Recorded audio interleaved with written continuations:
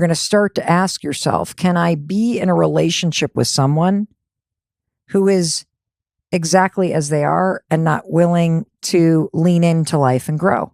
So think about it as two separate things. You should always, always, always be investing in your own growth and your own happiness, because the happier you are, the more happiness you're going to bring into your relationship.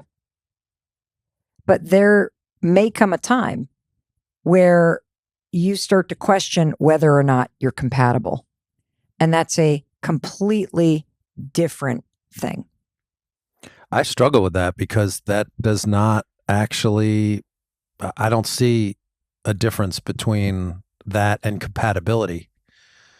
Because if you're committed to growth and development and you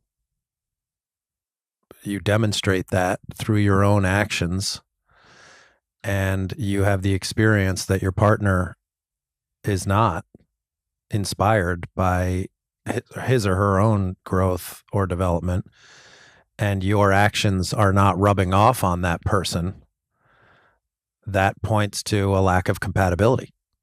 Well, there's two things that may be at play. And this is why I would encourage you, if you're sitting here going, this is becoming a lack of compatibility, have you even had the conversation? Have you sat down and talked about how their lack of interest in their own growth is impacting you?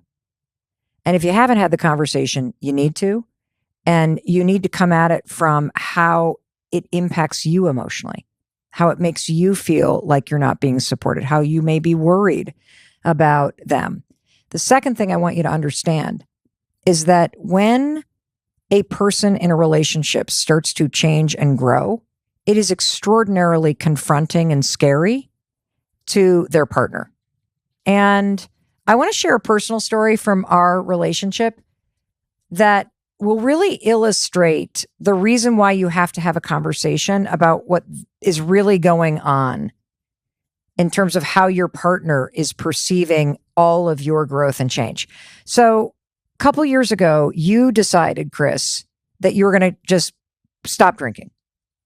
And when you said you were going to stop drinking, which is an incredible form of personal growth, and it's a big change, positive change to make in your life, I was like, yay, you.